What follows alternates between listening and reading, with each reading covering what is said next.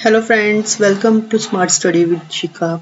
Today in this topic we will do NCF 2005 that is National Curriculum Framework 2005 राष्ट्रीय पाठ्यचर्या की रूपरेखा 2005 for all the teachers and teaching aspirants. It is very helpful for B.Ed, M.Ed students as well as for all the competitive exams like CTET, UPTET, NET and all other state TETs.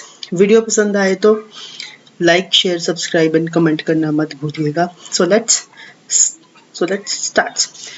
NCF 2005 begins with a quotation from Tagore on civilization and progress, in which the poet reminds us that a creative spirit and generous joy are key in childhood. NCF 2005 की शुरुआत रविंद्रनाथ टैगोर की एक quotation से start होती है जो कि है सिविलाइजेशन एंड प्रोग्रेस, जो हमें ये बताती है कि एक जो बच्चा है वो क्रिएटिव होना चाहिए, उसमें जिज्ञासा होनी चाहिए और हैप्पी होना चाहिए, जो कि उसके बचपन को और ज़्यादा उपजाऊ बनाता है. National curriculum framework 2005 that is NCF 2005 is the fourth NCF which is published by NCERT that is National Council of Education Research and Training in India. NCF 2005 हमारा चौथा NCF है जो कि NCERT पब्लिश करती है. NCERT अपने आप में एक ऑटोनोमस बॉडी है, ठीक है. इससे पहले हमारे देश में 3 NCF और पब्लिश हो चुके हैं जो कि 1975, 1988 और 2000 में पब्लिश हुए थे. NCF 2005 बेसिकली जो हमारा NCF 2000 था उसी का रिवाइज एडिशन है. 2000 के NCF को में बदलाव करके हमने नेशनल करिकुलम फ्रेमवर्क 2005 बनाया है. और ये कौन सी पॉलिसीज पे बेस्ड है? ये बेस्ड है हमारी previous government reports on education such as learning without burden and national policy of education 1986 to 1992 and focus group discussion. अगर हम बात करें तो लर्निंग विदाउट बर्डन ये है क्या? लर्निंग विदाउट बर्डन पॉलिसी थी यशपाल कमेटी की जो 1983 में बनी थी और इसके प्रोफेसर कौन थे? डॉक्टर यशपाल, जो कि एक बहुत बड़े एजुकेटर और साइंटिस्ट थे. NCF की अगर हम बात करें तो वो प्रोग्रेसिव नेचर का है, टीचर सेंटर से चाइल्ड सेंटर अप्रोच को फॉलो करता है, ठीक है. कंस्ट्रक्टिव है, बच्चा अपने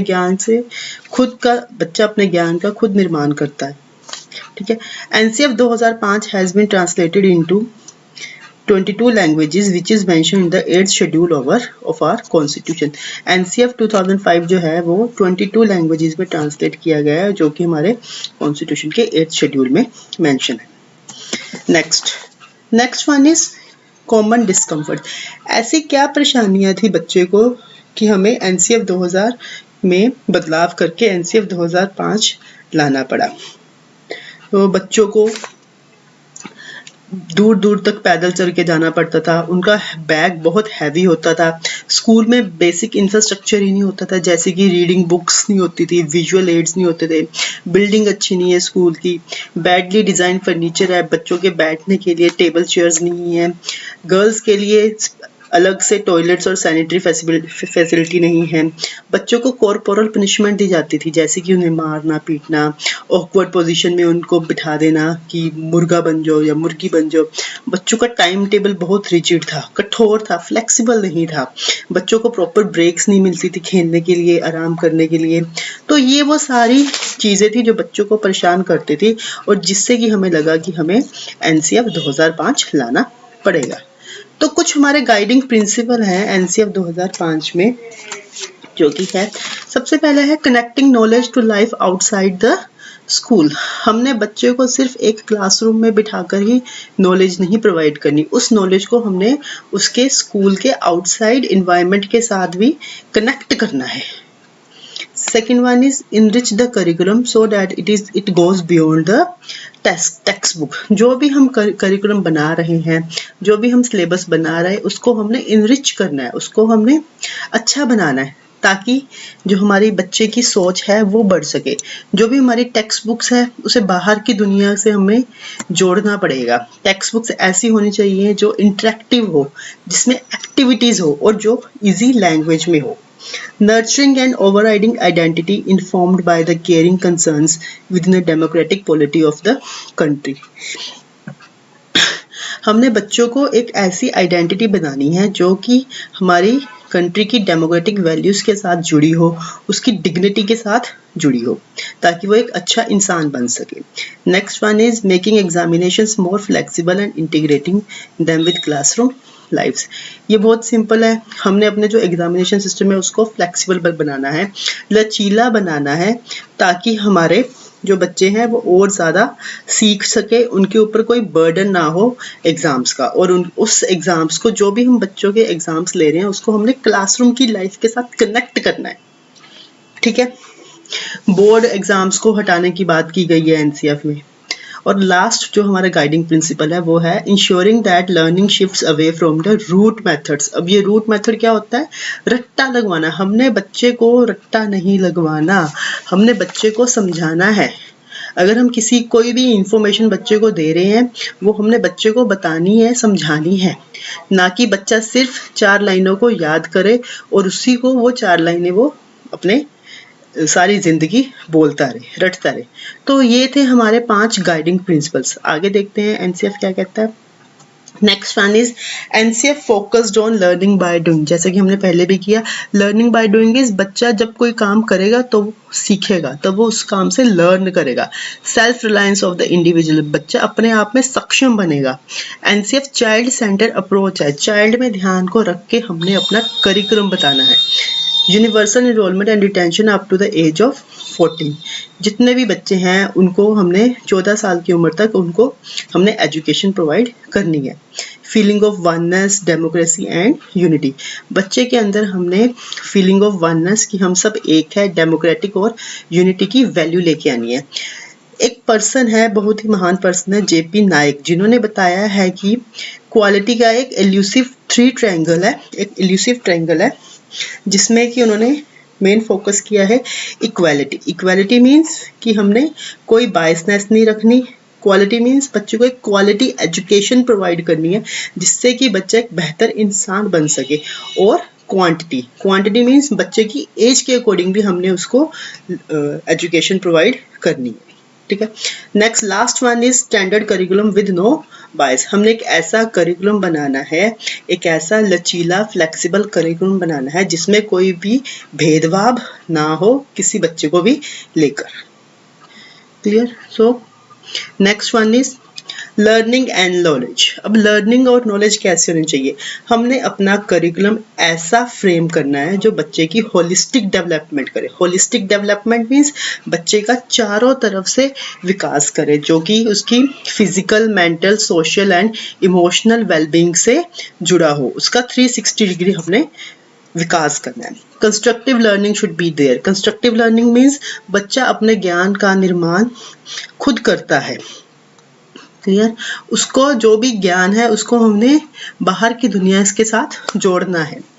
next one is do not misunderstand information as knowledge. Knowledge को एक्सपीरियंस के बेसिस पर कंस्ट्रक्ट करना है, ना कि टीचर की हमने सारी की सारी बात को, इंफॉर्मेशन को ही हमने नॉलेज मान लेना है. नेक्स्ट वन इज एनसीएफ कुछ सब्जेक्ट्स पर बातें करता है, जैसे कि लैंग्वेजेस हो गया, मैथमेटिक्स हो गया, social science, art education, study of peace, health and physical education and work education. अब देखते हैं लैंग्वेज के बारे में ये क्या कहता है. लैंग्वेज में एनसीएफ ने कहा है कि implementation of 3 language formula, that is in this one should be the mother tongue language and the other 2 are the Hindi language in the state in which Hindi is not speaking and in the states in which Hindi is being speaking as the first language. Next one is mother tongue or home language is the best medium of instruction. Third is multilingual character to promote language efficiency, कि हमें अपनी पढ़ाई में बच्चे को जब teacher कोई बात समझा रही है उसमें हमने मल्टीलिंगुअल लेके आना है. उसको हमने इंग्लिश, हिंदी सभी भाषाओं का प्रयोग करना बच्चे के अकॉर्डिंगली, ताकि उसकी लैंग्वेज में एफिशिएंसी आ सके. English as a subject, not as a English as a medium. English को हमने एज अ सब्जेक्ट के तौर पे रखना है, ना कि हमारा जो टीचिंग का मीडियम है उसे हम इंग्लिश बनाएं. मैथमेटिक्स के बारे में क्या कहता है एनसीएफ? एनसीएफ कहता है कि हमने बच्चे के दिमाग में, बच्चे के थॉट में मैथमेटाइजेशन डालना है, ना कि नॉलेज ऑफ मैथमेटिक्स। 2+2 4 होता तो है, पर कैसे होता है बच्चे को ये सिखाना है। ठीक है, बच्चे की तर्क शक्ति बढ़ानी है, हमने लॉजिकल रीजनिंग को बिल्ड करना है, ना कि मैथ्स को हमने रट्टा लगवाना है। Clear? Teaching of mathematics to focus on child resources to think and reason, to visualise abstractions and to solve problem. Maths को हमने रियल लाइफ प्रॉब्लम्स के साथ जोड़ना है। Next one is science. Science में एनसीएफ कहता है कि बच्चा एक्सप्लोर करे, अपनी क्रिएटिविटी को अंडरस्टैंड करे, यूज करे, उसकी क्यूरियोसिटी को इंक्रीज करना है हमने। क्लियर? ताकि हमारा इन्वायरमेंट के साथ एक रिलेशन बन सके। Social science. सोशल साइंस में एनसीएफ क्या कहता है कि बच्चा क्रिटिकली सोशल इश्यूज के बारे में सोचे, बच्चे की क्रिटिकल थिंकिंग हमने बढ़ानी है। ठीक है, इंटरडिसिप्लिनरी अप्रोच अपना रही है, ताकि वो जितने भी हमारे नेशनल कंसर्न्स हैं उनको सबको आपस में जोड़ के एक प्रॉब्लम का सोल्यूशन बता सके। बच्चे को हमने हिस्ट्री का सिग्निफिकेंस बताना है कि हमारे हिस्ट्री में क्या हुआ था और उसका हमारे आज मतलब प्रेजेंट में हमारा क्या इफेक्ट है।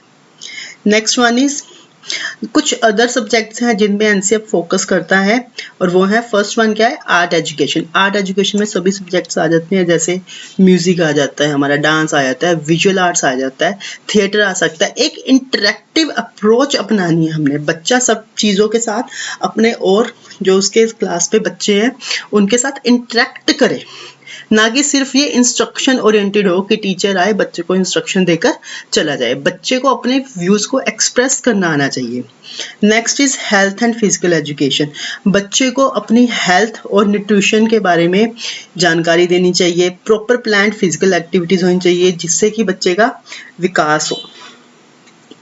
Next one is education for piece. बच्चे को पीस की एजुकेशन देनी चाहिए कि अपने आप को शांत कैसे रखना है,